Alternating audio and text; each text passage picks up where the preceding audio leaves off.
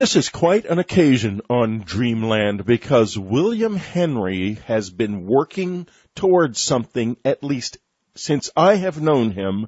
He has been working towards something that he has finally achieved. And there is going to be a whole new level of work with William Henry unfolding over the next few years.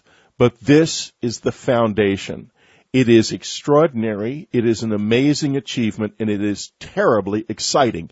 Welcome to the show, William Henry, co-conspirator, co-host, and expert, perhaps leading expert in the field of what did the ancients know about the soul that we do not. Thank you for being with us. Thank you for having me, Whitley. It's great to be on the end of the phone here with you.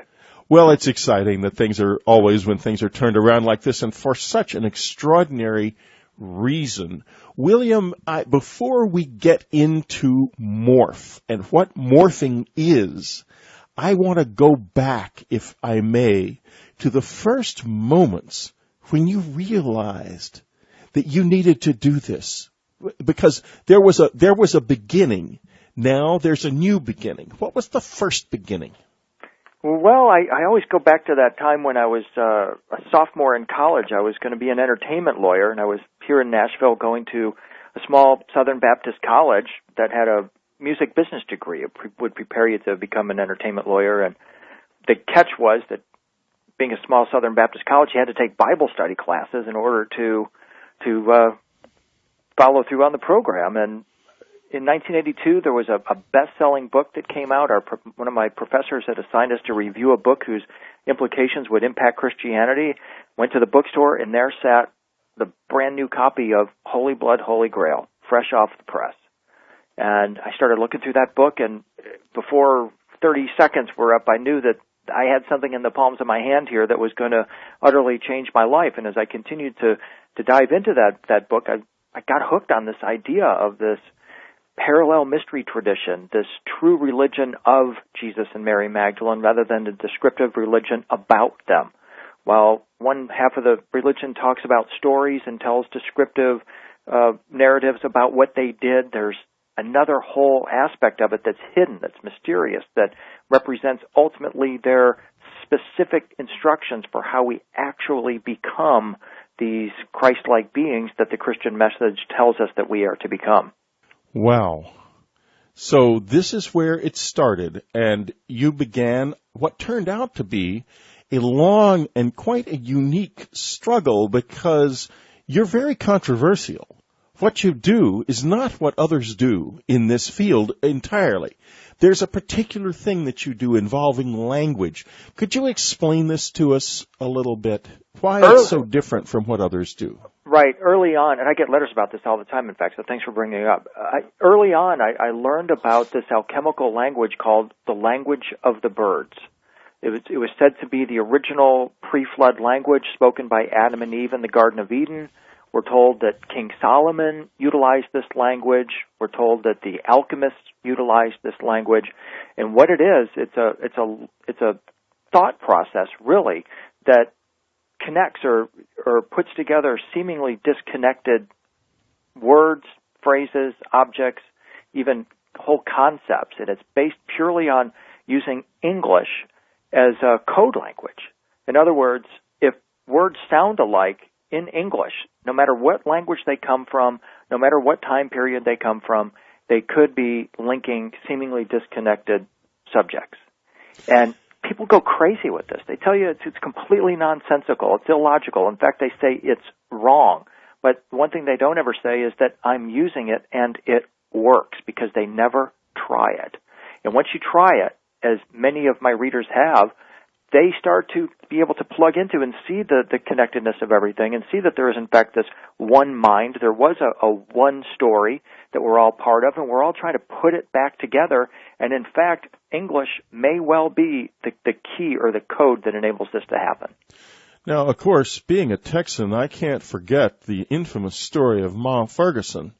the governor of Texas back in the 20s who said if English was good enough for Jesus Christ and the 12 tribes of Israel, it's good enough for the school children of Texas. Are you serious? Yeah, when she was being asked to add Spanish as an alternate language in Texas schools.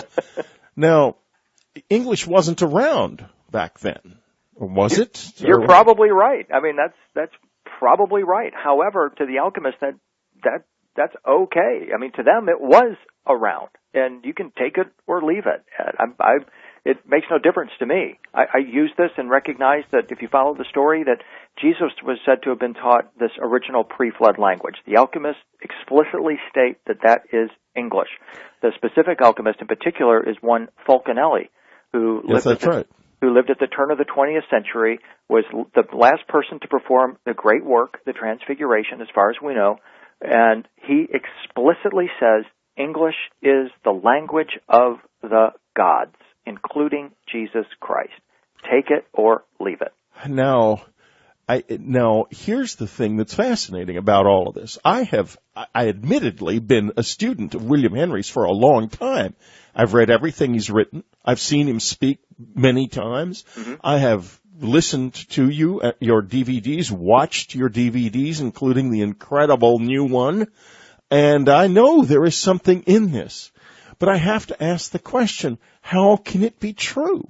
Because, Jesus spoke Aramaic. There is no evidence whatsoever of the existence of the English language before the latter part of the Dark Ages. It began to emerge in the 8th and 9th centuries A.D.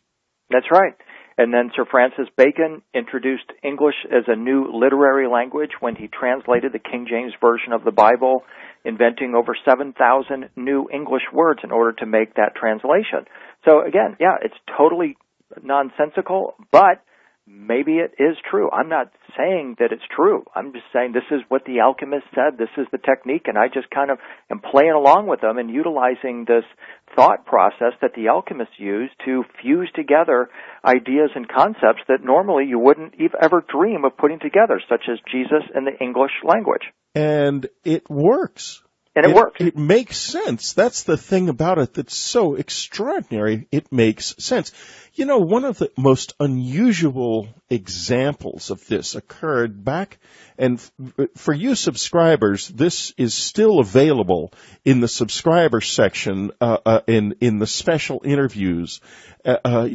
William and I, right after the invasion of Iraq, we talked about the words shock and awe. Mm-hmm.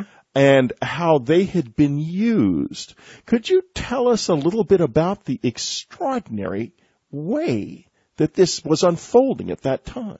Well, I mean, as you recall, back then, when the War on Terror was brand new and they were just beginning to tell us that war was going to last for generations, we soon went into Iraq and we promised shock and awe to the Iraqi people. We would shock and awe them.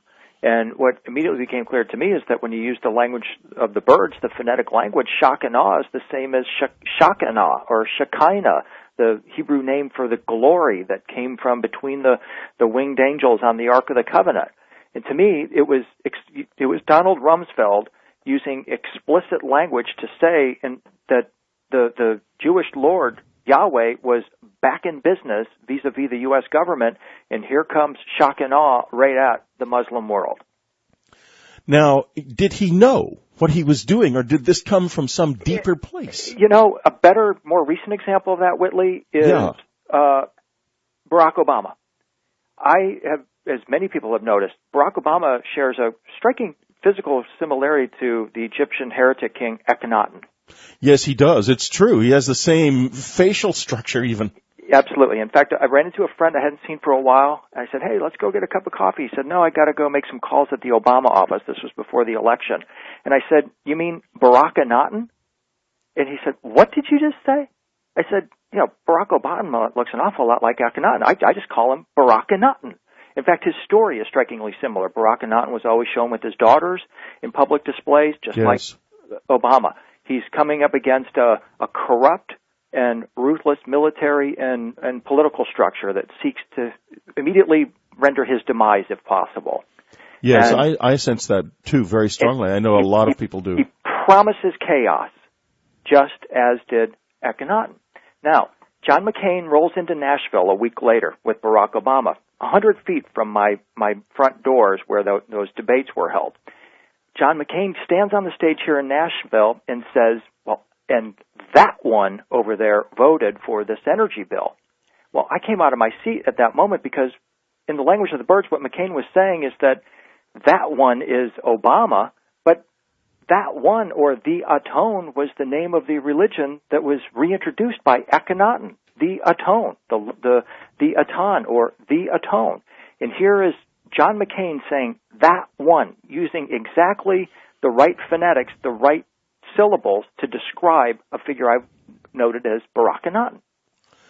You know, just to follow it, did John McCain follow through on this? Did he pull it out of thin air? Where's this come from? I think it just resonates, and resonance is the key to using the language of the birds. There is a shadow living within us. That's what I think. There is something that was once very much not a shadow, that was what I call exquisite instinct. Before we really had in our hearts and souls left the forest, before the fruit of the tree of knowledge had been plucked and we had taken from God the control over our lives that we were previously were surrendered to deity. And in those days, we could do things like build pyramids, and we knew why. We don't know any more. But I think it still lives within us. I agree, and that's why the alchemists referred to the language of the birds as the language of nature. If you could put yourself in resonance with all that is, you would begin to experience more synchronicities, you would experience this kind of flow, and you would be able to recognize that all that is. Now, part of us, our left brain, seeks to filter and to segregate, and that's why we say there's just no way any English can be related to any previous ancient language, and that you can't, in fact, use English as a way to decode ancient terms, even though Thomas Jefferson believed that was so. He's just an idiot, according to these scholars. But the problem is this. If you look at this type of scholarship, at what we're looking at in a linear, strictly rational way, what you're doing is you're plucking the fruit from the tree of knowledge. That's exactly what you're doing. Exactly. Now, when we get back, we're going to begin to find out about a whole new way of looking at reality. It's called morphing. We'll be right back. You're listening to Dreamland's unique blend of information and ideas. As we were talking, Linda Howe's email, which she sends me every week, came in describing what her part of the program will be like this weekend. And I nearly dropped my teeth. Bear in mind, Linda has no idea what this show is going to be about. She doesn't even know that William Henry is the guest, let alone that morphing is involved. Here's what her email says, and I'm quoting now. My news update tomorrow will be about a morphing UFO over Levittown, Pennsylvania, that dropped little squares of light on an apartment yard. Now, I ask you, without her knowing it, but at a higher level, is it not known that we are talking now about morphing and about becoming little beings of light? I think that this UFO event is a communication about this program. I'm sorry, but I'm very close to this these days, and I think we are actually experiencing a communication. Be sure and listen up when we talk with Linda Howe later. It's going to be fascinating. William Henry's new DVD, Morph, is the outcome of over 20 years of work. In this 4-hour presentation, he reveals just what the ancients did to achieve enlightenment. This has never been accomplished before. Don't miss Morph. Unique in the world and uniquely powerful. Get it from the unknowncountry.com store. And for you subscribers, remember, you get an automatic 10% discount in the unknowncountry.com store. Next week on Dreamland, William Henry interviews Robert Schoch. He discovered the true Age of the Sphinx. Now he's exploring the paranormal from a scientist's viewpoint. Don't miss it. We're back with William Henry, and this is an exciting time because he has come to a new level. The new DVD, how long is it, William, by the way? 5.5 hours. 5.5 hours. Okay. They were that is awesome. And I just have to tell you, it didn't seem like any 5.5 hours when I watched this. I can't believe it. I watched it. I stopped for coffee. I may have had, later on we had dinner. It seemed like it lasted about an hour and a half. It seemed like that when I was giving the presentation. We recorded it here in Nashville in October at the Union Station Hotel where I do my presentations here in town. And I was thrilled to be able to put together this kind of new level of information that I've been, as you mentioned earlier, striving for a long time. And you're right on, Whitley. I mean, I really do feel like I've establishing like the first step at a next higher level with this morph presentation, because it will represent not only a departure from old stuff and a new beginning, but for me it was an opportunity to put together a bunch of ideas that I've been wanting to express for a long time, especially since last summer when I put out the light body effect, which was kind of the forerunner to the morph presentation. And I'm very happy to say the light body effect has become one of my most popular presentations. People all over the world have ordered that presentation and are getting just a tremendous benefit out of it, and I hope they'll do the same from morph. Well, yeah, I hope so, because I think that it's important to all of us that we begin to try to do this, to actually do it. And you can, folks. I mean, it's doable with this thing. I mean, he really does lay it out. And William, now let's go back to the distant past. And I'm going to ask some hard questions. And I'm going to ask, because I think the answers, while I'm pretty sure you're not going to be able to give us chapter and verse, directionally you may be able to come up with something. Now, we have in our world quite a number of artifacts from the distant past. Most of them, their actual historical origins are no longer known. I refer, of course, to the Great Pyramid. I refer to the platforms at Baalbek. I refer to the fortress of Sacsayhuaman in Peru. And there are any number of other such objects that we couldn't build today. We have no idea how it was done. Now, will we begin to be able to understand more if we begin to actually morph in the way that you think we can? Oh, absolutely. And let me mention that morph is, of course, short for the word metamorphosis. Metamorphosis, exactly. Which means a change in form. It's a biblical term. It comes from the transfiguration of Jesus when he took the disciples up to the top of the mountain, and in a moment, like something out of the movie Cocoon, he peels back his skin and reveals that he in fact is a being of light. And the various Gospels describe this event, and they say that the apostles or the disciples were witnesses to Jesus' sovereign majesty when he performed what the Bible calls the transfiguration or the metamorphosis. This was this transformation of Jesus from a mortal man into an immortal, from a human into a God man. And as a consequence, what you receive in the process of metamorphosing in this way is what is called gnosis. Gnosis is a power. It's a gift of receiving understanding and revelation. And part of this understanding that is included in this unfolding is knowledge about the building of these monuments and their true purpose as transfiguration machines, or to use Robert Bauval's term for the Great Pyramid, he calls it a resurrection machine. And so that indeed, when you look at these monuments from the perspective, and these temples, from the perspective that they're aiding in the metamorphosis of these individuals, we can see now that this process of revealing or receiving this revelation also awakens us to the understanding of how those temples work and why they were built. So we begin to be able to see, and by the way, folks, there's another incredible conversation with William on this week. Ann Strieber talks to him about American right and his discovery that the Capitol building actually works the same way that the Great Pyramid did, which is a phenomenal, extraordinary insight. And don't miss that if you're a subscriber. Now, let's get back to the process of morphing. William, one of the things that I always get, and I have, as you know, been a meditator for a long time, and I get this time and again from people who who do my meditations, and they say, nothing happens.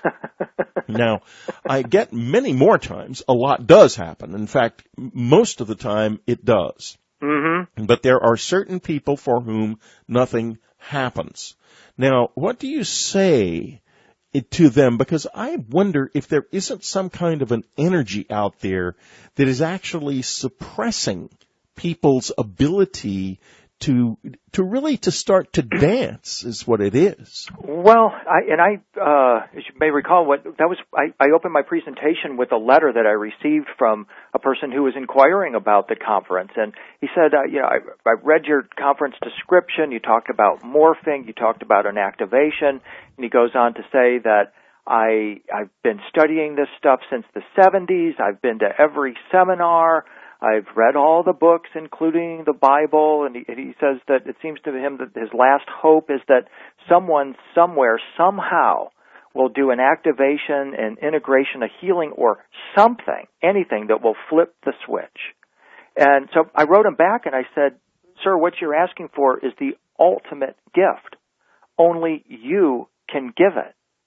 And that everything we do in our lives, everything is activating, healing, and helping us to get it. And what I advise this person to begin doing is to stop hoping to get it and to start doing it, to begin to live his life as if this were occurring, and to get a clear vision in his imagination of how his life will be different than it is presently. When he's further advanced in this process of transfiguration, what will that person be doing that his present person is not doing? And then go do those things. Looking at yourself through the filter of expectation based on knowledge is not energetic at all. It is exactly what happened in the Garden of Eden. And it doesn't say, it says they were driven from the garden, but it might as well say they fell from the garden, because that's exactly what they did. They became heavy because of knowledge. They became heavy with knowledge. We have to live in a new way. William, tell us now, how do you sense that we might live? Well, for one thing, as Jesus praised Mary Magdalene in the Pistis Sophia, he described her as one whose heart is set on heaven's kingdom more than all the other disciples.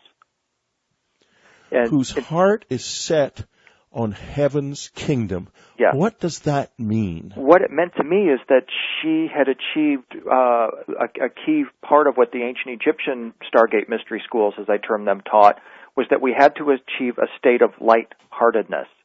In their judgment scene, they would weigh the heart against the feather of Ma'at, of cosmic truth and cosmic order. And if the heart weighed less than the feather, then the person was able to continue crafting the light body. And so what this tells me is that Mary Magdalene indeed had achieved this state of light-heartedness, that she might literally have radiated luminous rays of love and wisdom from her being, but that she also, through her deeds, acted as a person that they would describe as perfect. That was the term the Gnostics used for those who were achieving the morph or the metamorphosis, the light body effect, as I also term it. They were perfect beings. Now, perfect isn't something you can get from a Beverly Hills plastic surgeon, as we've been led to believe today. Yes. Perfect people act in a certain way. And in fact, I remember recently Paul Newman died. And Sally Field, who is, of course, an Oscar-winning actress and friend of Paul Newman's, responded by saying, God doesn't make too many perfect people, but Paul Newman was one. And at first I disagreed with Sally Field. And then as I continued to read the life story of Paul Newman, I recognized that, in fact, he was not only, by many people's standards, a physically perfect specimen of a male human, he was a star in that way. But Yes.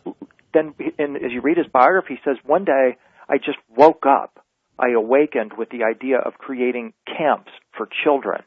And that if I started making salad dressing, I could raise millions of dollars to create these, what he called the hole-in-the-wall gang camps for children that are with terminal cancer. That is something a perfect person does. It's a very heartfelt, heart-centered action that he took that demonstrated that he was, in fact, on the path to perfection, as Sally Field indeed said. I met his wife one time very briefly, and the energy coming from that woman was very extraordinary. She was a powerful and special being, Joanne Woodward. I don't say never, but it's because that wouldn't be true, but I rarely met anybody, and I just drove her around in a car. I was a gopher on a movie back in 1970, and she happened to show up on the set for some reason, and but I never forgot it. Well, I wouldn't be surprised if both of them would have been perhaps spent lifetimes on the path of perfection, because it's not only in this lifetime that we build the light body. I'm a big believer, as you know, in reincarnation, yes. And we're told in the Tibetan tradition that our light body grows with our work and our deeds. Now, when we come back, that's exactly what we're going to be talking about, because this is something that is made. It is not learned. The craft of making a light body has nothing to do with eating of the fruit of the tree of knowledge. We'll be right back. This is Whitley Strieber's Dreamland. Expert hosts, unique information. This is Whitley. We're talking with William Henry about the craft of making a light body. His new breakthrough DVD set, 5 hours of exploration of the process of metamorphosis that he has been working toward for his entire journey of life. And here we are at the next step in this journey. Morph. Do not miss it. I urge you, do not miss this. Spend time with it.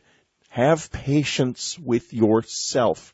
It is incredibly rich, incredibly valuable. Okay, now, William, it's about finding a way into the light body, isn't it? Exactly. It's about first imagining it, one recognizing that you are, in fact, in the process of metamorphosis at this moment. We are all in the human body, sort of like the caterpillar preparing to transform into the butterfly. But where most of us are at, or many of us find ourselves, is in that position of a cartoon I saw once where the caterpillar is looking up at the butterfly and says, "You'll never get me up in one of those things." Yeah. Because we don't recognize that is our true potential, in fact, the true destination of our soul. And Christianity is in part to blame for this because of its overemphasis on suffering as the way to the afterlife and suffering in this life. Instead of flooding our consciousness with images of transfiguration and ascension, instead we see crosses everywhere. And this is where it has to really begin to change, is that we have to begin to flood our own consciousness with images of metamorphosis. And today Go ahead. That isn't how Christianity started at all. The cross came out of the Council of Nicaea. Exactly. So tell us a little bit about what happened, because Christianity was actually captured by a demonic force, I think. Well, I totally agree. In fact, we've interviewed various individuals on Dreamland that talk about the archon stepping in and taking over the Catholic Church. And in fact, when you read the Gnostic Gospels, first of all, in the Gospel of Mary, Jesus says explicitly that sin is not an ethical problem; it's a cosmological one. Yes, sin is much about arrogance and ignorance of reality, and the only way you overcome sin really is to open the heart. Right. And that's what original Christianity was about. And if you are able to open the heart in this way, you receive an extraordinary power that the Gnostic Gospels call exousia. Exousia, E-X-O-U-S-I-A. It simply means the power. And the Gospels talk about this secret baptism of Jesus that he was doing. And in fact, what he was doing is just simply opening the heart and tuning people into this force called exousia, which I have a sense and a feeling might have something to do with dark matter, and that we're right on the verge of rediscovering that the dark realm is in fact the kingdom out of which we originally emerged, and that we will one day return to. You know, Ann and I and Shirley MacLaine spend a fair amount of time talking about this very subject. And Shirley has the idea that this darkness was present before the light came, and that it feels a sense of entitlement, that it is reality, and God is a kind of a revolutionary or an usurper, which gets us, of course, back to Akhenaten and the cult of light. They have known this at least since the time of Akhenaten, Whitley. In Morph, I quote Philo of Alexandria, writing around 20 BC, who says, "This light is the one star beyond all heavens, the source of the stars that are visible to the senses, which it would not be beside the mark to call all brilliancy, and from which the sun and moon and the rest of the stars, both errant and fixed, draw their light, each according to its power." I mean, he's clearly talking about a light that illuminates the sun, a light of one that is the ultimate light, the source of all that is. And that's exactly how Akhenaten described the Atan, as this light that illuminates the sun. They weren't sun worshippers. They knew the secrets of this light and the tremendous spiritual power that comes from that place, and they knew that the only way to access that was through the opening of the heart. The opening of the heart, of course, is absolutely central to the whole morphing process. And it is amazing to me how tightly the heart is actually closed. And William, what closes the heart? Well, the mind, for one thing. Psychologically speaking, I subscribe to this idea that we all have a male and a female side.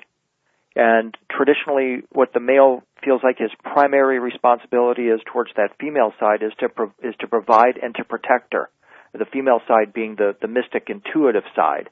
And the way that the male side finds to protect that inner female side is to keep her alone and isolated. Okay? The language of the birds is a real good example of that. The female side says, "Wow, that's a really intriguing idea. If there's a language or a code that can connect me with all that is, hey, I want to be a part of that." The male side's response to that would be, "Don't be ridiculous. There's no way that you can use English as a code language to explore any language except English." And so we have this conflict within us at all times, and I think that that male side very often overpowers that female side, that mystic intuitive side, keeps it alone and isolated and keeps us locked in place. And what has to happen is that the male side has to see that bringing a balance between the male and the female side will actually create greater protection and greater prosperity than keeping the female side on the sideline or isolated. Well, of course, this is so fundamental to our society. Our society is a male society. It is the male side in action. The female side has very little room to maneuver and room to express itself in human society and as it exists today, at least in the Western world. That's right. And so as a consequence, how many people do you know that have actually transfigured in the past 2,000 years? Not many. What would it be like? What would it be like to transfigure? How would we know someone had? Boy, that is a really great question. I mean, we look to the Tibetans, and they give us these eyewitness accounts of their lamas who transfigure or achieve what they call the great perfection by accelerating the vibration of their body into what they describe as the rainbow body. That's the closest that we have of examples of one who is actually transfigured. In fact, I'm really hoping you and I might have to write this movie, or maybe you'll write it, Whitley. Hollywood is right now got the technology to be able to demonstrate transfiguration for us on the big screen in a way that would be absolutely, I think, just civilization shifting. Yes, but unfortunately, then you have to deal with studio executives. Unless you can get a star so big that they can't say no, that will not happen. That movie will not be made. Right. So, absolutely not, because they're afraid of everything. I know them well. I know many of them personally, and fear rules in Hollywood. There's a reason that people out here actually call it Hellywood. Hellywood. Hellywood, yeah. Now, William, this experience I've had two people in my life who I think may have been transfigured. One, of course, was the master of the key. And one of the things that first led me to you was the shocking similarity between things he had said to me and things you were saying in your early books. It was just remarkable. I thought to myself, my God, who is this guy from Nashville who's got this? Because many of them were ideas I had never heard before. However, there was another individual in my life. He was in my life for quite a few years, and he started out by, I first encountered him in my meditation room in my house in upstate New York, and he was not visible, but he was very clearly there to the point where I couldn't continue to meditate because you can't. I mean, you try meditating with someone you know is there, but you can't see. It's not going to work for long. And I went to bed, and I finally said, if you want to meditate with me, you have to show yourself. And I went to bed, and I fell asleep. And about 2 hours later, in the middle of the night, I was awakened by someone punching me on the shoulder. And I opened my eyes immediately, because this is the way the Greys used to wake me up all the time. And I thought it was maybe one of them, because they could be invisible and yet present. But instead, there was this tiny man. He was human looking, wearing a little tunic, and he was sitting at the foot of the bed, very, very still, just leaning against the back of the bed. And I knew why, because some of the Greys are like this. The least movement will literally propel them into another vibration, and they just disappear before your eyes. And so I went down to the foot of the bed, and I touched him. I lifted his hand. I knew he would not move, that I would have to do all the motion. His hand was like a little sparrow. It was so soft and light. I smelled his skin, and he smelled powerfully human. He was like someone who was from a world where they never bathed. And that began years. From there, we meditated together. Sometimes he would be in the room, sometimes not. And he came with a group of others like him that I never saw. And finally, I'd lost the house. We were leaving for the last time the next morning. We would never come back. And I asked him, please show me yourself as you really are, because by that time I knew that form was more like a memory than a real form. And what I saw then was a being of purest light.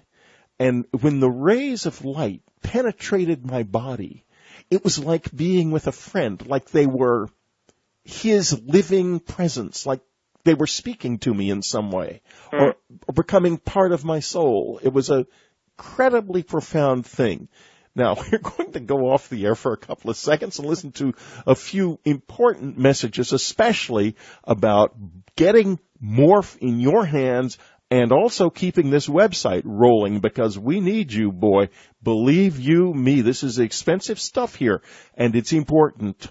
It is serious wonder. That's what we do on Dreamland. And when we get back, we're going to find out from William what he thinks about that being that I saw and lived with in my life. You're listening to Dreamland.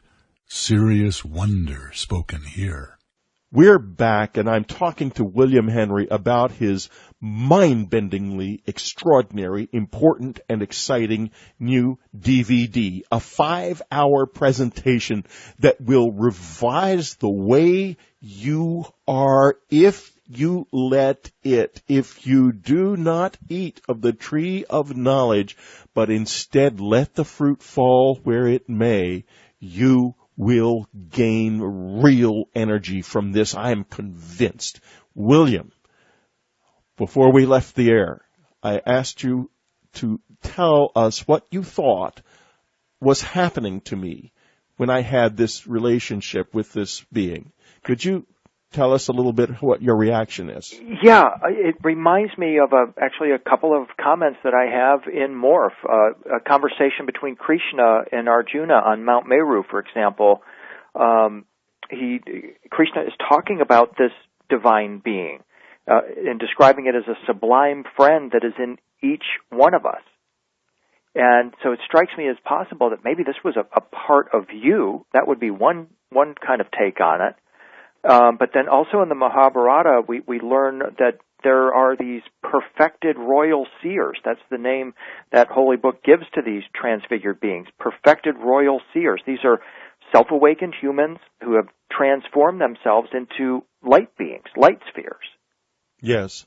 And a third comment, I mentioned the Gospel of Philip earlier, one of the other Gnostic Gospels, and it says in there explicitly that the rulers of the archons do not see those who wear the perfect light, and they cannot seize you. I think they can see me, William. I think they can see you, but they probably couldn't see your friend. He seemed profoundly free. And I'll tell you something else about him, folks, by the way, if you're interested. He was the most morally strict person I have ever known. He used to examine me and my conscience constantly. And anything that looked amiss, we explored in great detail. It was a real journey through my whole life. And I recognized it finally for what it was, a release of weight. I was dropping luggage as I went along, and believe me, I haven't dropped it all. We all have lots and lots of luggage. And this relates to Anne Streever's experience when she had her near-death experience and found herself in a room full of other souls, all sitting there with great piles of luggage. This is what Western culture's doing to us. Mm-hmm. We end up loaded with luggage.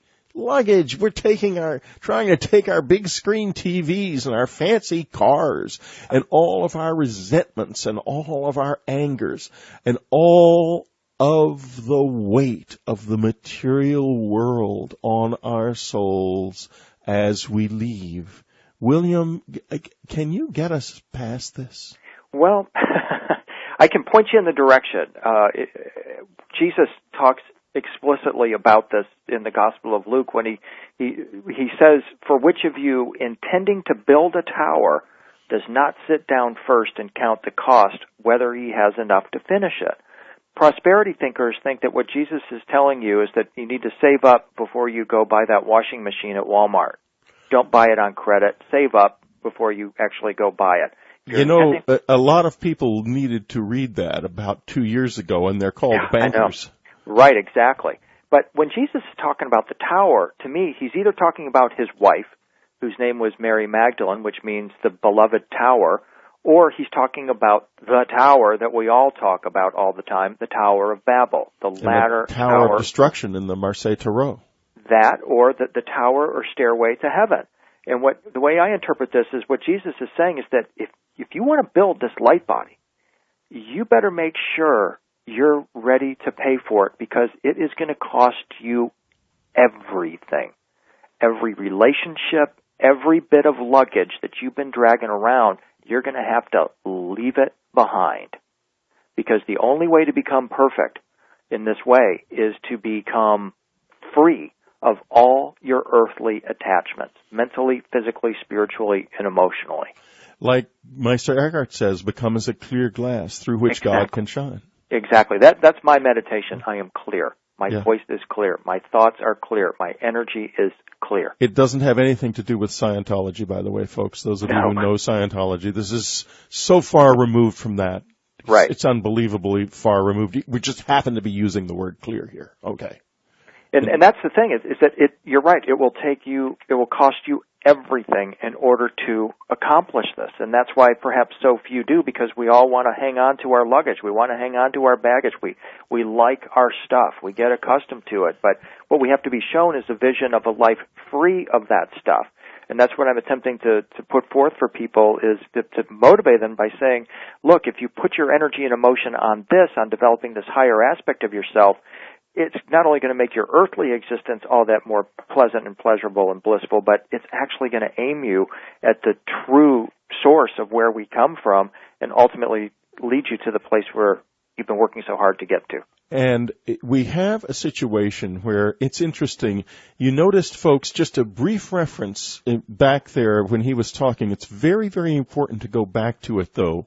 The reference to the Stairway of Heaven and the Tower of Babel being more or less the same thing. You eat of the fruit of the tree of knowledge of good and evil. That is to say, you seek to control your life, to take God's place in your life, not to be surrendered to your life.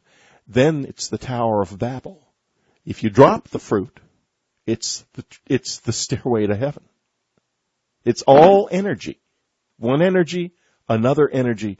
It depends on how you vibrate, how you approach it, as to what it will be in your life. Does that make sense to you, William?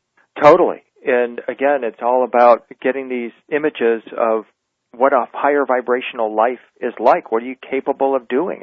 And what powers of the soul begin to emerge if suddenly you devote your life towards metamorphosizing it in this way, metamorphosing and becoming this transfigured, apotheosized being. The thing that I find in your work, the most fascinating thing about it is is the dedication that it shows to actually achieving some kind of transformation. Do you think that the energy of the universe around us is changing at all? Because for many, many thousands of years, we have not been helped. We have been in the grip of something that's been getting heavier and heavier and heavier. People say, oh, well, when they talk about aliens, they say, oh, well, if they were a much more advanced species, then they would be also ethically more advanced. I don't think so. I think that the opposite is true on Earth, because this is a planet, after all, that is still recovering from the scars of the Holocaust and the world wars of the first half of the 20th century and the nightmare of communism. All of these dreadful things. This darkness is everywhere, and it's closing around us, William. What do we do? Well, for one thing, let's just talk where the rubber meets the road financially. Again, Proverbs states that the rich rule over the poor and the borrower is slave to the lender. And if now we're in a situation where our government is deciding who is actually going to be able to get money in the form of loans, then what it's telling us is that we're entering into an age of not just socialism, but actually fascism. And so yes. One thing that you definitely want to be focused on is becoming debt-free, because debt-free is one great step forward that we can all achieve, some of us perhaps quicker than others, that will put us on the path towards sovereignty. Right. That's one form of freedom right there that we all need to be working on. And I stress that because, again, in the words of Jesus, he says, so if you have not been trustworthy in handling worldly wealth, who will trust you with true riches? And what does he mean by true riches? The powers of the soul, the light body, the ultimate way that we achieve freedom, liberty, and sovereignty. And so it's important for us in our financial relationships in our daily lives as well as with our government that we begin to focus on becoming free of that system, and recognizing that freedom will enable us to access true riches within us, new ideas or inspirations within us that will enable us to open up the powers of our soul. So if you can pay your debts, pay them now, because there will come a time soon when none of us will be able to pay our debts. But believe then we're me, slaves. They will not be forgiven. That's right. Now then we're totally enslaved. And so here's right.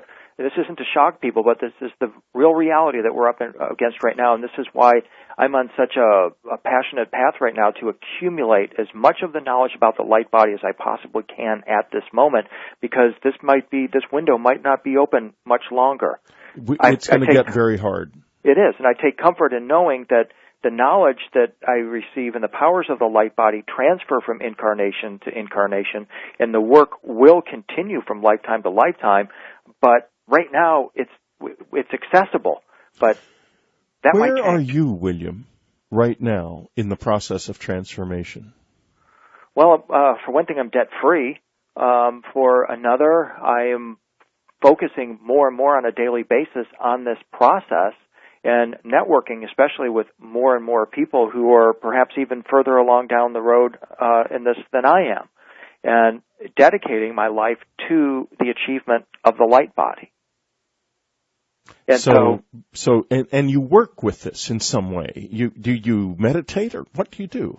Yes, I meditate in a very simple way. I expressed my meditation a moment ago. I am clear. My energy is clear. Right. My thoughts are clear. My intention is clear. And I also flood my imagination with images of transfiguration. They're always on my desktop. I'm constantly now working through this process and trying to put together as many pieces as I possibly can.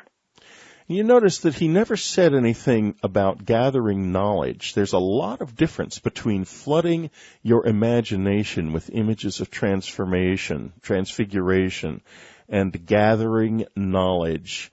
This is not about knowledge. It's about being. And it's about always, as he said earlier, the balance between the feminine side and the masculine side, and finding that balance within ourselves in a world that is moving into a period of darkness and storms unlike anything we have ever known before. My friends, this has been an extraordinary experience for me talking with William Henry, and all I can say is, may the peace that comes from this be with all of you as well. What an experience. William, thank you so much for being with us. Thank you, Whitley. It's been my pleasure. This is Whitley Strieber's Dreamland. Next up, Linda Moulton Howe.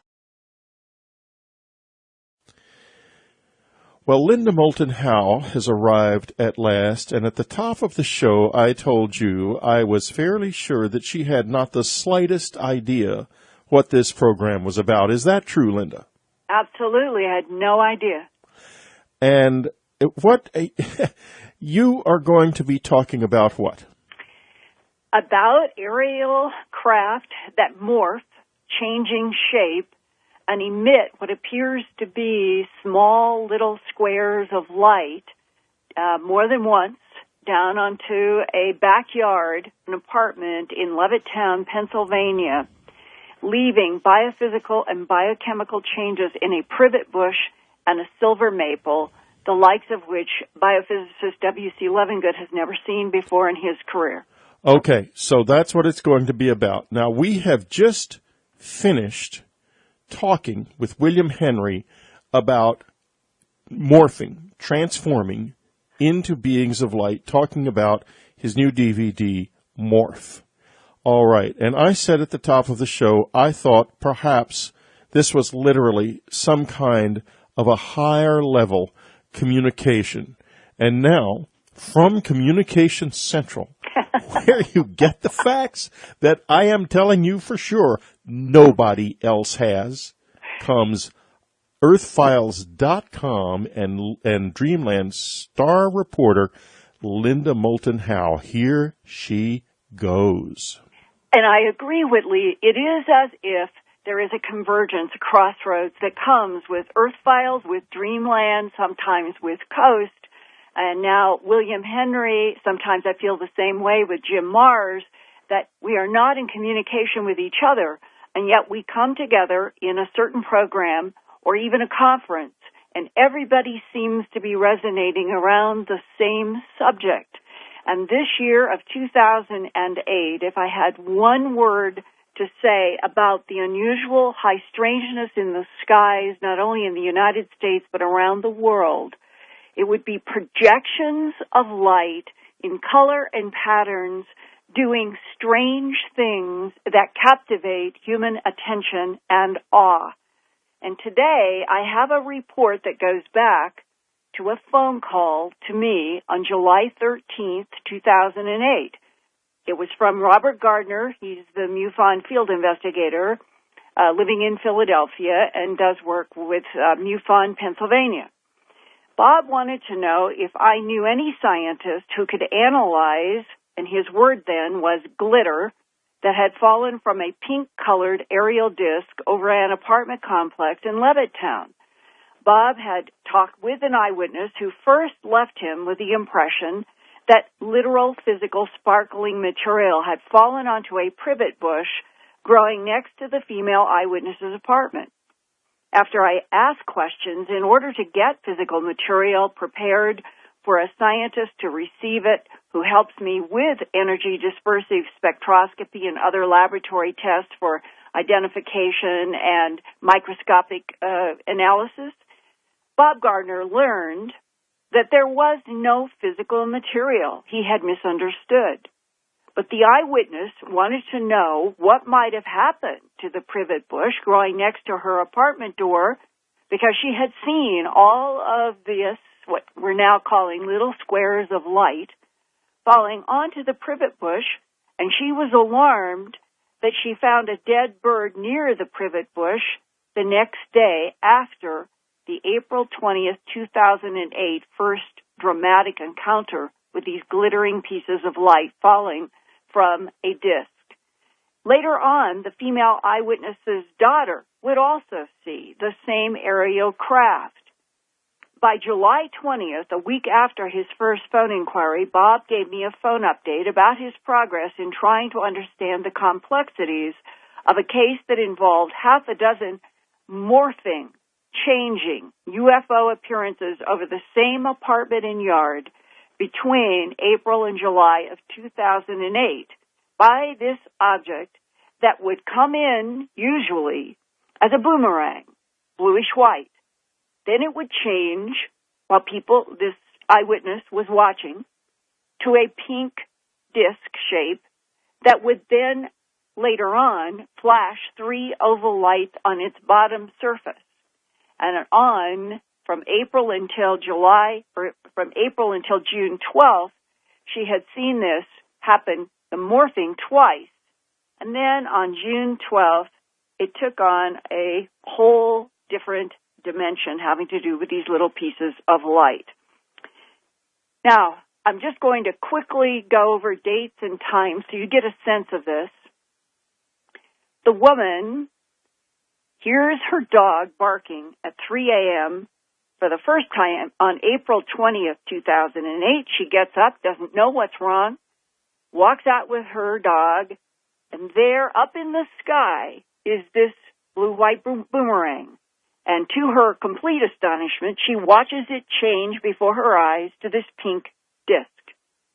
She estimated then, on April 20th, 2008, that this object was about treetop level, maybe a mile or less away from where she's standing outside in the courtyard of her apartment complex. 1 month later, in May, at 2 a.m., same kind of thing. The dog is barking. She gets up. And here again is the boomerang, bluish-white, changes into this pink disc. And she didn't call anybody. She didn't report anything until we get to the third event on June 12th, 2008, starting at 1 a.m. Eastern Time. Levittown is about 13 miles northeast of downtown Philly, as you would take the Delaware River going up about 13 miles. So it's very close to a very large city. And here is an event. You can go to Earth Files and you will be able to see both photographs taken of the privet bush, her apartment, her actual own digital image of one of the shapes when it was morphed into the boomerang shape. It's quite fascinating. And her sketches and drawings of what it changed into and what it looked like now on this very pivotal night of June 12th. She estimated now that the object, which starts out as a boomerang, is about 60 to 100 feet from where she is. It's closer than the previous 2 times. And she sees the pink disc suddenly on the bottom surface start flashing in these 3 ovals, bright. And to her amazement, for the next 20 minutes, she estimated. At first, she thought it was something like silvery tinfoil in little squares falling. It was not a beam, but they were falling in a confined shape that reminded her of a pyramid, if you can imagine this. That they weren't scattering all over in the air, that they were staying in a pattern like a pyramid. and they fell not to the ground, not onto the leaves of the privet bush that she was close to, nor a silver maple that was 65 feet away, but both of these plants become very involved in the science we're going to talk about. She watched these little silver pieces of light fall down to about 3 feet above physical interaction with the ground or anything else. But it looked as if the privet bush and the silver maple were surrounded by whatever was emanating these glittery pieces of approximately 1-inch squares of light that she compared in a beautiful way in a metaphor trying to explain to Robert Gardner later on, because I asked him, what have we got here? She told him, sitting in her house, her apartment, where Bob could see with his own eyes that she had crystal glasses in a wine case, and the light from above that lighted inside of her little wine cabinet was glinting off of her lead crystal glasses. And she looked at the glint from that lead crystal and said to Bob, what I saw falling looks like the glint of that light off of that crystal. Now, this happened a fourth time, and the fourth time was on July 8th at 4:10 a.m. Again, it is her dog that keeps waking her up. This time is when she gets her digital camera and she gets the photo. She had more than one, and I am been allowed to use one of the boomerangs. Then on the fifth event was July 10th, again at 2:45 a.m. The dog waking her up. This time she calls her daughter, who is in the complex, but away from her apartment. The daughter gets up. She sees now the object morphing, but she does not. The daughter does not see the little glittery light. And then on July 16th, 2008, a sixth event between 1 and 4 a.m., and that is when she sees the constant morphing of the boomerang into the pink-colored disc and the various kinds of light effects, and she takes 18 images and 6 short videos with her Kodak Easy Share camera, all of which has been under a proprietary agreement with a television producer, and this will be on television November 24th of 2008 in a Discovery program about this Levittown series of events.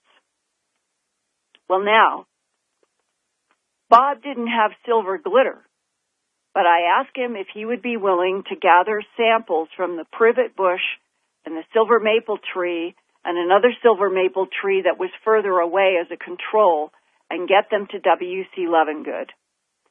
He FedExed. I kept talking with Levengood, who kept telling me, I am seeing the most remarkable changes on these leaves. And I'm now going to share with you an excerpt from a very long conversation with W.C. Levengood, who I have been working with now for 17 years approximately on doing physical analysis of soil and grass and plants in crop circles, animal mutilations, and this case in Levittown, Pennsylvania, of these falling, strange, glittering little squares of light and the impact that they have left on the biology of the privet bush and the silver maple tree has really got W.C. Levengood, University of Michigan background, baffled. I'm going to call them beamed energies because right now we don't know what else to call them. Okay, these energies were very powerful. They punched holes right in the leaf, both the privet and the maple leaf. So these holes were not characteristic of insect damage. You have a tree, I don't care what the variety is, you can take a leaf from it, and you'll find about 1 out of 5 leaves have one or two holes in it. These are caused by chewing insects. They chew a hole right through the leaf.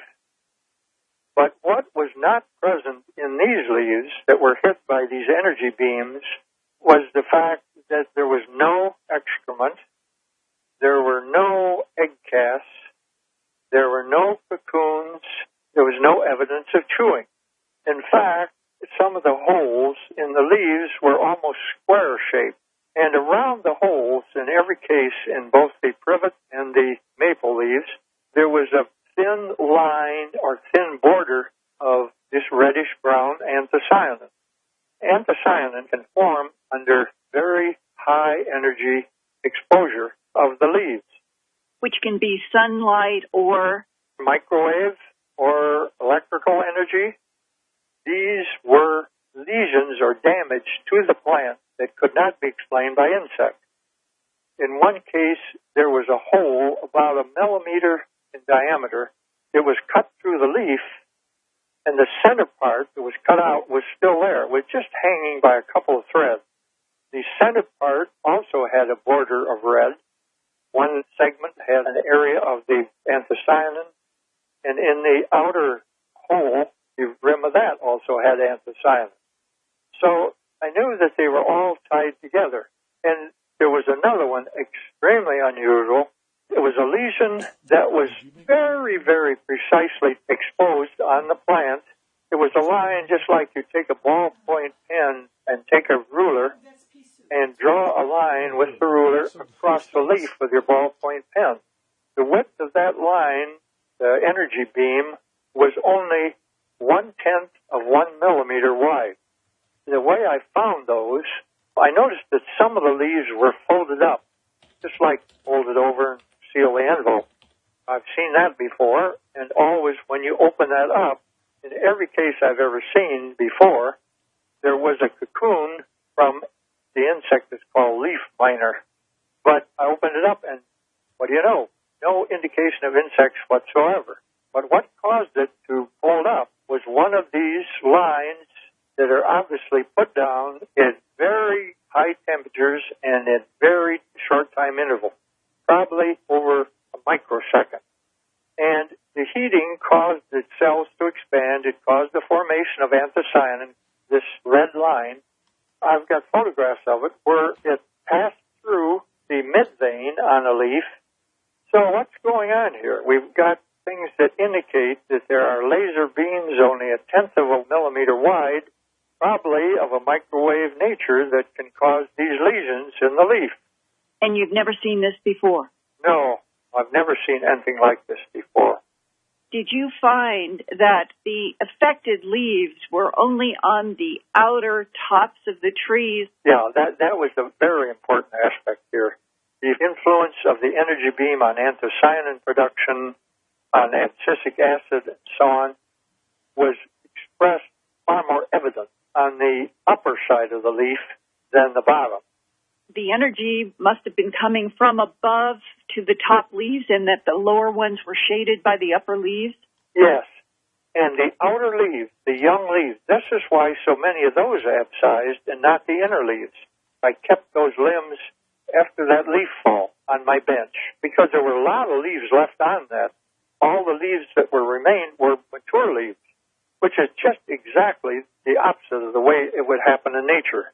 The senescent leaves would drop first because they're no longer producing food for the tree. So it was the younger leaves that were exposed to the energy, and they are the ones that sort of were affected like fall dropping leaves. Yes, exactly. I saw evidence on those inner leaves. They weren't free of the effect, but it was to a much lesser degree, and occasionally you could see pretty clearly that half of the leaf was shaded by the leaf above, and the bottom half was affected by the energy beam.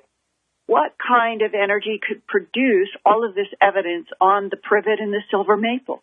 Well, we've got to realize here that this is one damn complex energy. First of all, the abscisic acid is formed and known to increase dramatically because of high radiant energy. And I mean by high radiant energy in the infrared or microwave. And what happens here, there are two isomers. An isomer is the same chemical. The molecule has the same number of atoms, but they're arranged differently. And it flips one isomer from one way to the other. And the active isomer can now affect metabolism in the plant to a much greater degree than the isomer number one.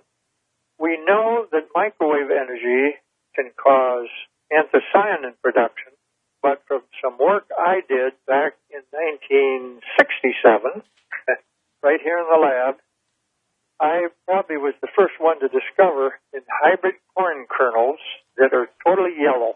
If I expose those to an electric field, very modest one, like 50 volts per centimeter, I got a flux, the production and rapid transfer of anthocyanin up the corn kernel. If I reverse the electric field, it comes from top to bottom. So this molecule has a very high ionic charge, positive ion. And so it migrates rapidly through the cells of the tissue and can be formed by an electric field. And this anthocyanin effect can be very, very specific, confined to a very, very small region, which we see here. Some work that we did back in 2005 from a crop formation in Hillsboro, Ohio. There were just as unique energy formations in that as we find here in the tree leaves. This was in sweet corn formation where the corn was down by the vortex energy, plasma energies, and the ears in the affected down plants all looked like they had a purple skull cap. The rest of the kernel was still yellow. And this is an amazing selection of energies, whereas the normal control ears, of course, showed no anthocyanin whatsoever. So I'm just mentioning that to demonstrate that every kernel on that ear, even the very immature ones down at the tip of the ear of corn, showed that little tiny purple spot. An amazing effect. Of course, here, even to begin to understand this pigmentation on corn kernels, it was absolutely necessary to consider the role of anthocyanin in plants. And there I think that electric field was involved, and I believe it was involved here. And as it turns out, we have very strong evidence from the Pennsylvania energy beam that it was, an electric field took part in this. And we end up with microwaves, probably infrared energy, and an electric field. What makes Pennsylvania so extraordinary is that neither the mother nor the daughter ever saw a beam. All they did was see like a snowfall. There are many, many lasers that operate in the infrared. And who's to say they can't turn it from the region of the spectrum that we can't see with our eye to a region we can see. If you take a laser beam that's, let's say, out in the ultraviolet or beyond the visible into the X-ray region, and you suddenly lower its energy, you'll suddenly find it's in the visible region. If this had been little square beams of light, when they hit the leaves, I would see that, although I'll admit some of those holes in the leaves have a square shape. When she said they suck the beams back up or suck the particles, that merely means they're switching back to a different wavelength, and they're no longer visible, and they sort of withdraw this energy back to their source. It's a bright white light that does not leave shadows. Is it fair to say that if we are dealing with a beam that is not visible to the human retina and was depositing like snow falling in flakes on these trees, these glittery little squares, that this is a complex energy system and technology that we have no knowledge of on this earth now? I'd say that already. On one of these leaves, big maple leaf, it was still essentially intact, but I noticed it'd been riddled with this energy, so I took a backlight picture of this, and my God, it looks like somebody took a shotgun to it. There are lines, there are streaks, there are holes, and they're all bordered with this anthocyanin. So if there'd been some square beam or something, the beams that created these lines, tenth of a millimeter, I don't think we can figure out what this is. I'm not that good at quantum physics. And if it keeps on ongoing, what in the world would be so special about this privet and silver maple that this technology would keep coming back? I agree with you there, and I sure don't have any answers to that. Why do they select these people and these trees? And it's like they're teaching us. But I guess we're slow learners. And where is it all headed? Yeah, that's true. But it's interesting. I don't think I can't see anything here that's malevolent, and I never have in my work with all of these phenomena seen anything that's malevolent. So, or benevolent, for that matter. And so what has happened here is that whatever was the interaction with these little squares of what appeared to be light, it fell into biophysical and biochemical changes on the privet and the maple tree in three basic areas. One, abscisic acid, was accelerated in June and July. That's summer, that's not fall, causing the leaves to have a buildup of abscisic acid, made the young leaves fall off of the branches. Secondly, there were these lines, of which I have great photographs, showing these lines of anthocyanin on these otherwise green leaves of June and July that should not have any anthocyanin on them. It means they were exposed to some form of radiation to produce these effects. And the third area, which is more complicated and more subtle, has to do with some variations in the changes on some of the privet leaves, as though there had been repeated exposure to energy that affected the rate of cellular growth in the leaves. That is biophysicist W.C. Levingood's hypothesis. All of this now comes down to there is no question of physical evidence of biochemical and biophysical changes to those plants in the Levittown, Pennsylvania case. We don't have answers yet about what are these little glittering squares of light. Why would they come back at least 3 times, dropping this material onto this backyard of this apartment? And while Levingood and I were exploring and talking about this research, here is something that he and I found in the Science Journal dated April 18th, 2008, under this headline, Condensed Matter Physics, quote, the mad dash to make light crystals. DARPA, the Defense Advanced Research Program in the Pentagon, is now putting out a large amount of money to try to get more people to study the optical interference of laser beams directed inside of a crystal. It turns out that an optical lattice can be created that emulates the ions in a crystal, and this would involve atoms hopping between spots emulating electrons. And when they do that, Whitley, they give off sparkles of light. And DARPA is after this technology that it is calling light crystals. Well, maybe they need to go to Levittown. There were glowing cubes seen in July also over the UK, according to a story I'm looking at in Unknown Country. Linda, we have come to the end of our time. This is quite an occasion on Dreamland because William Henry has been working towards something, at least since I have known him, he has been working towards something that he has finally achieved. And there is going to be a whole new level of work with William Henry unfolding over the next few years. But this is the foundation. It is extraordinary, it is an amazing achievement, and it is terribly exciting.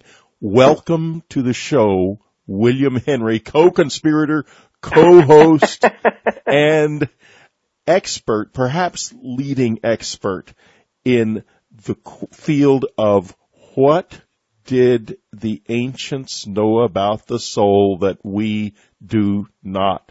Thank you for being with us. Thank you for having me, Whitley. It's great to be on the end of the phone here with you. Well, it's exciting that things are always when things are turned around like this, and for such an extraordinary reason. William, before we get into morph and what morphing is, I want to go back, if I may, to the first moments when you realized that you needed to do this.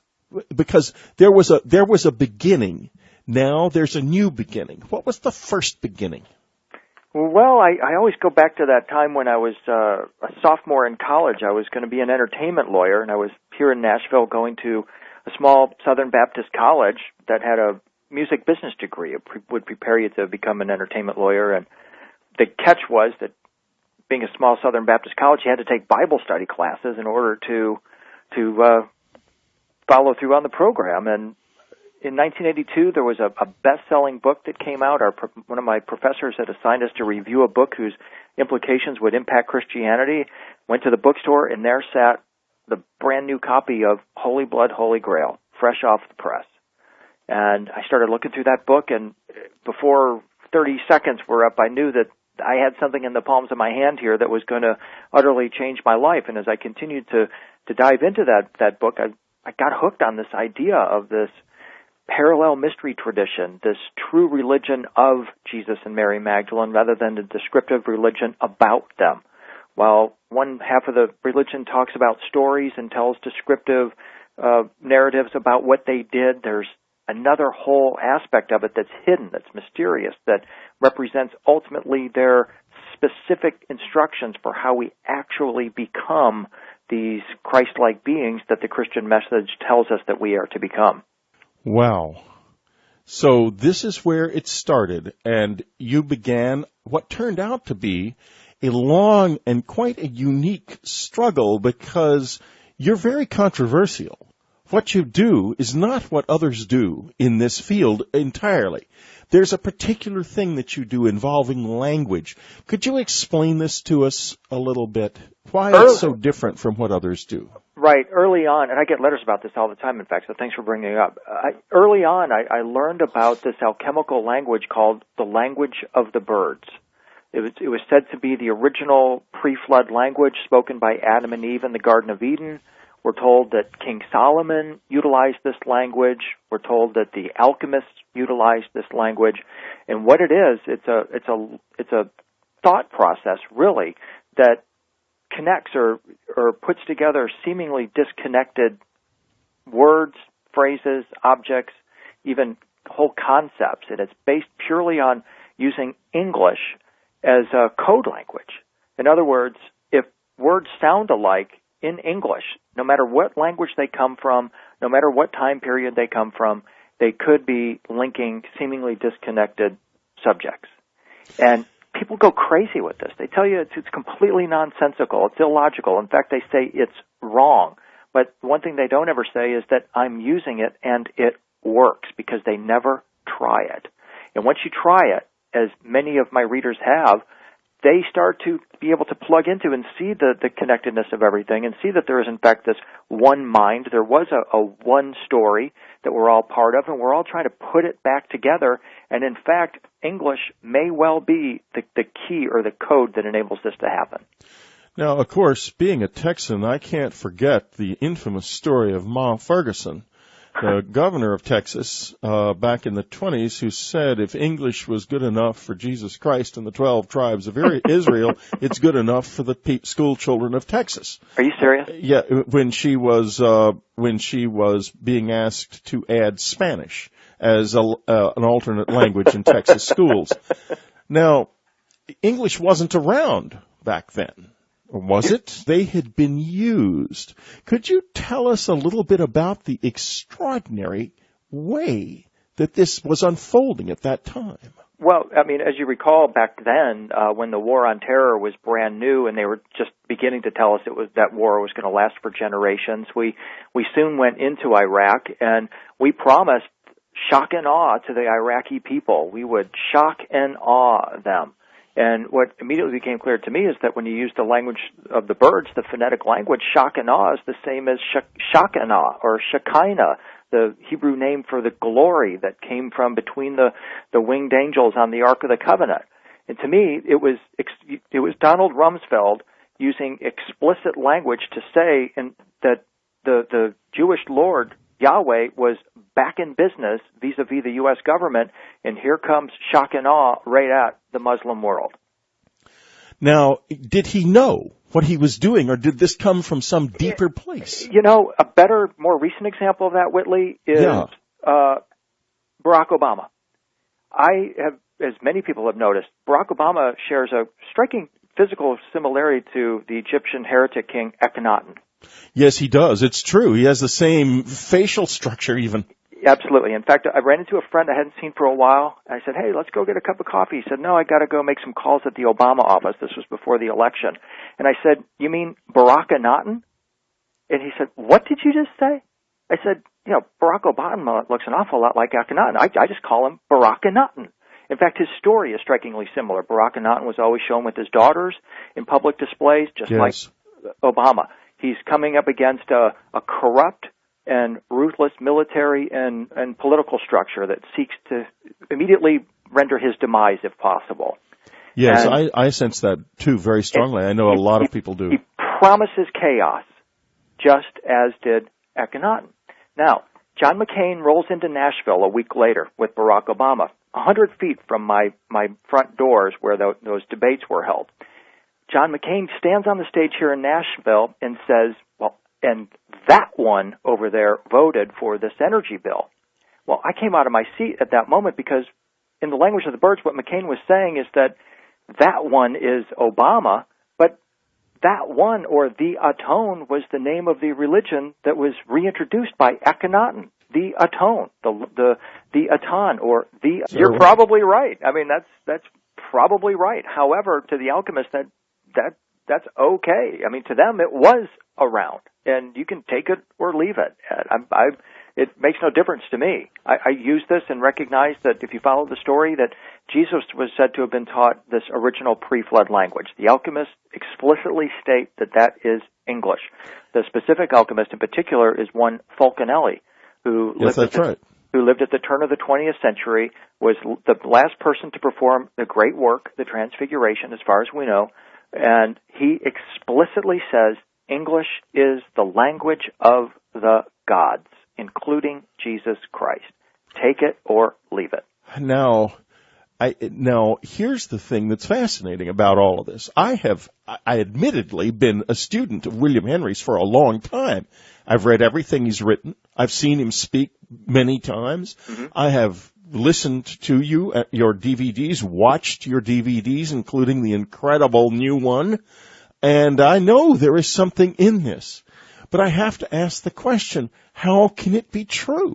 Because, I mean, Jesus spoke Aramaic. There is no evidence whatsoever of the existence of the English language before the latter part of the Dark Ages. It began to emerge in the 8th and 9th centuries A.D.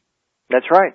And then Sir Francis Bacon introduced English as a new literary language when he translated the King James Version of the Bible, inventing over 7,000 new English words in order to make that translation. So again, yeah, it's totally nonsensical, but maybe it is true. I'm not saying that it's true. I'm just saying this is what the alchemist said. This is the technique, and I just kind of am playing along with them and utilizing this thought process that the alchemists use to fuse together ideas and concepts that normally you wouldn't ever dream of putting together, such as Jesus and the English language. And it works. And it works. It makes sense. That's the thing about it that's so extraordinary. It makes sense.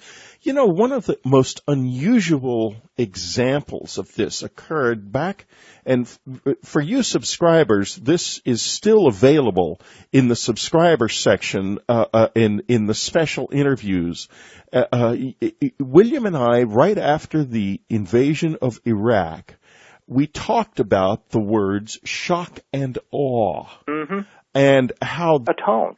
And here is John McCain saying that one, using exactly the right phonetics, the right syllables to describe a figure I've noted as Barack Akhenaten.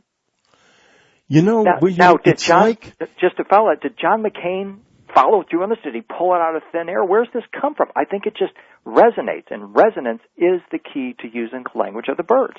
There is a shadow living within us. That's what I think. There is something that was once very much not a shadow, that was what I call exquisite instinct, before we really had in our hearts and souls left the forest, before the fruit of the tree of knowledge had been plucked and we had taken from God the control over our lives that we were previously were surrendered to deity. And in those days, we could do things like build pyramids, and we knew why. We don't know anymore. But I think it still lives within us. I agree, and that's why the alchemists referred to the language of the birds as the language of nature. If you could put yourself in resonance with all that is, you would begin to experience more synchronicities, you would experience this kind of flow, and you would be able to recognize that all that is. Now, part of us, our left brain, seeks to filter and to segregate, and that's why we say there's just no way any English can be related to any previous ancient language, and that you can't, in fact, use English as a way to decode ancient terms, even though Thomas Jefferson believed that was so. He's just an idiot, according to these scholars. But the problem is this. If you look at this type of scholarship, at what we're looking at in a linear, strictly rational way, what you're doing is you're plucking the fruit from the tree of knowledge. That's exactly what you're doing. Exactly. Now, when we get back, we're going to begin to find out about a whole new way of looking at reality. It's called morphing. We'll be right back. You're listening to Dreamland's unique blend of information and ideas. As we were talking, Linda Howe's email, which she sends me every week, came in describing what her part of the program will be like this weekend. And I nearly dropped my